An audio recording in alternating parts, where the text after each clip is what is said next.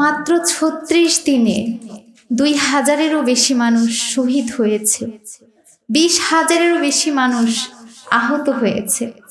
আরও তো ছিল ১৭ বছরের কত অত্যাচারের ঘটনা, জানা অজানা। এত এত কষ্টের বিনিময়ে আমরা এই বাংলাদেশ পেয়েছি। আমাদের প্রত্যাশার পারদ অনেক উঁচুতে ছিল, কিন্তু সেই প্রত্যাশার বিন্দুমাত্র হয়তো পূরণ হয়নি। যাদের আত্মত্যাগের বিনিময়ে আমরা এই বাংলাদেশ পেয়েছি, আমাদের প্রথম চাওয়াই ছিল এই গণহত্যার দোসরদের বিচার, কিন্তু তার সুস্পষ্ট কোনো রূপরেখা এখনো পর্যন্ত আমরা দেখতে পাইনি। নির্বাচিত সরকারের কাছে আমাদের প্রধান চাওয়া ছিল জুলাই সনদের বাস্তবায়ন, কিন্তু গণভোটে হ্যাঁ বিজয়ী হওয়ার পরও আমরা দেখতে পাচ্ছি জুলাই সনদ বাস্তবায়ন নিয়ে নানা ধানাই পানাই করা হচ্ছে। আমরা এত বছরের জুলুম নির্যাতন স্বীকার করে স্বৈরাচারকে হটিয়ে একটি নতুন বাংলাদেশ পেয়েছিলাম সংস্কারের উদ্দেশ্যে, কিন্তু সেই মৌলিক সংস্কার এই ২ বছরে আমরা করতে পারিনি, আমরা দেখতে পাইনি। বরঞ্চ আমরা কি দেখতে পেয়েছি? রক্তের উপর যারা দাঁড়িয়ে ক্ষমতায় এসেছে, জুলাইয়ের উপর দাঁড়িয়ে যারা ক্ষমতায় এসেছে, তারা নির্লজ্জভাবে জুলাইকে বিকৃত করেছে রাষ্ট্রীয় অনুষ্ঠানে। এই লজ্জা আমরা কোথায় রাখি? শহীদদের রক্তের সাথে এই বেঈমানি তারা কিভাবে করতে পারলো? আমরা মৌলিক সংস্কার চেয়েছি এই দেশের, অথচ আমরা দেখতে পাচ্ছি প্রত্যেকটা জায়গায় সংস্কারের বদলে সরকারি দল কিভাবে সুবিধা পাবে সেই নিয়ম নীতি প্রবর্তন করা হচ্ছে। কিন্তু আমরাও সুস্পষ্টভাবে জানিয়ে দিতে চাই, যারা জুলাই এনেছে, যেই জেনারেশন জুলাই এনেছে, সেই জেনারেশনের সামনে জুলাইকে বিকৃত করার চেষ্টা করলেও খুব বেশি একটা লাভ হবে না। আমাদের হাত ধরে জুলাই এসেছে, আমরা জুলাইকে বিকৃত হতে দিব না। আমরা জুলাই এনেছি দেশের সংস্কারের জন্য।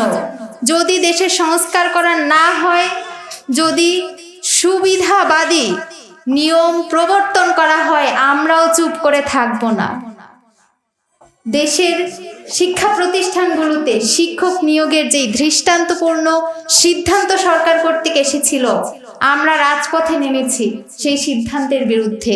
আমরা স্পষ্টভাবে জানিয়ে দিতে চাই, আমরা রাজপথে থেকে স্বৈরাচারী খুনি হাসিনাকে যেভাবে দেশ থেকে বাধ্য করেছি, আমরা কিন্তু এখনো রাজপথ ত্যাগ করি নাই, আমরা এখনো রাজপথে আছি। যদি জুলাইকে বিকৃত করা হয়, যদি জুলাইকে মুছে দেওয়ার চেষ্টা করা হয়, যদি দেশের স্বার্থের চেয়ে দলীয় স্বার্থকে প্রাধান্য দেওয়া হয়, তাহলে আমরাও চুপ করে থাকব না। দেশের ছাত্র সমাজ চুপ করে থাকবে না। দেশের প্রশ্নে আমরা আপোষহীন। এই জুলাইকে আমাদের ধারণ করতে হবে, কারণ এই জুলাইয়ের কারণেই আমরা মুক্তি পেয়েছি। এই জুলাইয়ের কোনো ধরনের বিকৃতি মেনে নেওয়া হবে না, মেনে নেওয়া যাবে না। জুলাই হারিয়ে গেলে হারিয়ে যাবে বাংলাদেশ। সুতরাং এই জুলাইকে হারাতে দেয়া যাবে না। এবং যেই শহীদদের, যেই আহতদের গুম হওয়া, নির্যাতনের শিকার হওয়া, যে আত্মত্যাগের বিনিময়ে আমরা নতুন বাংলাদেশ পেয়েছি, আমরা তাদের কাছে অনেক ঋণী। আমরা তাদের কাছে ঋণী হয়ে আছি। তাদের এই ঋণ তখনই মেটানো সম্ভব হবে যখন আমরা বৈষম্যহীন স্বপ্নের বাংলাদেশ বিনির্মাণ করতে পারব। এবং এই বাংলাদেশ বিনির্মাণের দায়িত্ব আমার, আপনার, প্রত্যেকের জায়গা থেকে সচেতন ভূমিকা পালন করতে হবে। জুলাই কিভাবে এসেছিল? প্রত্যেকটি মানুষ অন্যায়ের বিরুদ্ধে যখন কথা বলেছিল, তখন জুলাই এসেছে। সুতরাং এখন কথা বন্ধ রাখা যাবে না, আমাদের কণ্ঠকে নিচু রাখা যাবে না। যখনই আমরা অন্যায় দেখব, তখনই আমাদের কণ্ঠকে মুক্ত করতে হবে, আওয়াজ তুলতে হবে। আমাদের প্রত্যেকের সচেতন ভূমিকার মাধ্যমেই সম্ভব হবে স্বপ্নের বাংলাদেশ বিনির্মাণের।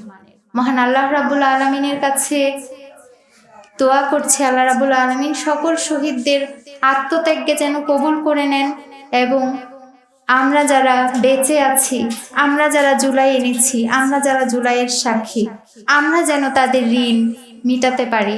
আল্লাহ রাব্বুল আলামিন আমাদের সেই তৌফিক দান করুন। শুধু আমাদের দেশে না, অন্যান্য দেশেও যদি দেখেন, সারা দুনিয়াতেও দেখেন, সেই 1789 সালে যখন ফরাসি বিপ্লব হয়েছিল রাজতন্ত্রের এগেনস্টে, আফ্রিকাতে যখন বর্ণবৈষম্যের বিরুদ্ধে বিপ্লব হয়েছিল, সব জায়গায় কিন্তু আলটিমেটলি কি হয়েছে, বিপ্লব শেষ হয়েছে, কিন্তু তারপরে যেটা শুরু হয় যে কে এই গণ অভ্যুত্থান আরম্ভ করলো, কে পরিচালনা করলো, কে নেতৃত্ব দিল, এইটা নিয়ে একটা দ্বন্দ্ব শুরু হয়ে যায়, এটা নিয়ে প্রতিযোগিতা শুরু হয়ে যায়। কারণ মানুষ আসলে দুনিয়াবি স্বার্থ নিয়েই বেশি ব্যস্ত থাকে, যার জন্য আলটিমেটলি এই সংগ্রামের পরে যখন সংগ্রামের সুফল আমরা ভোগ করব, সেই সময় মানুষের ভিতর প্রতিযোগিতা শুরু হয়ে যায় যে এর উত্তরাধিকার আসলে কে হবে, উত্তরাধিকারীটা কারা নেবে, এইটার ফসলটার দুনিয়াবি সুযোগটা কারা নেবে, তার একটা প্রতিযোগিতা শুরু হয়ে যায়। রাজনীতিতে কারা প্রতিষ্ঠিত হয়ে যাবে এইটার বদৌলতে। সেম জিনিস আমাদের একই রকম যে ইতিহাস আমাদের এখানেও দেখতে পাচ্ছি আমরা, যে আমরা এটার সুফল কতটা পাচ্ছি সেটা নিয়ে বেশ আমরা উদ্বিগ্ন হয়ে গেছি, তাই না? এই কারণ একটা আমার কাছে যেটা মনে হয় যে আমি যেটা বললাম সারা দুনিয়াতেই এটা হয়েছে, কারণ সবাই দুনিয়াবি স্বার্থটা দেখে। যদিও আমরা একটা ভালো উদ্দেশ্য নিয়ে বিপ্লবটা হয়, কিন্তু বিপ্লবের পরে যারা নেতৃত্ব নিয়ে আসে তাদের অনেকেই শুধু দুনিয়াবি স্বার্থটা নিয়েই ব্যস্ত হয়ে যায়। কিন্তু যাদের ভেতর শুধু দুনিয়াবি স্বার্থ চায় না, যারা আসলে আল্লাহর কাছে রিটার্ন চায় যে আমি যা করছি সেটা জবাবদিহিমূলক, এই কথাটা যাদের ভেতর থাকে, তারা কখনোই এই ধরনের কর্মকাণ্ডে অংশগ্রহণ করতে পারে না। আপনারা দেখেছেন আজকে, আপনারা নিজেরাই জানেন, তারপরও আজকে আমরা প্রত্যক্ষ করলাম আবার করে যে কতগুলো বাচ্চা জীবন দিয়েছে। শুধু জীবন দেয় নাই, অনেকেই পুঙ্গত্ব বরণ করেছে। এবং এই বাচ্চাগুলো কারা? তারা কিন্তু আসলে আমাদের বয়সী যারা, তাদের সন্তান না, তাদের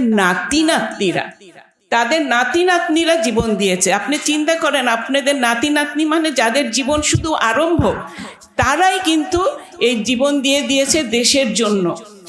এই জীবনগুলোর বদৌলতে আজকে যারা ক্ষমতায় বসেছেন, তাদের যদি একটু ভেতরে বিবেক থাকে এবং একটু যদি চিন্তা করে যে একদিন জবাব দিতে হবে, যে এই রক্তগুলোর বদলতে আজকে আমি এই ক্ষমতায় এসেছি, এই সুযোগ সুবিধাগুলো পাচ্ছি, এইটার জবাব তো আল্লাহর কাছে দিতে হবে। এই ভয়টা যদি ভিতরে থাকে, তাহলে আজকে যা হচ্ছে তা হওয়ার কথা না।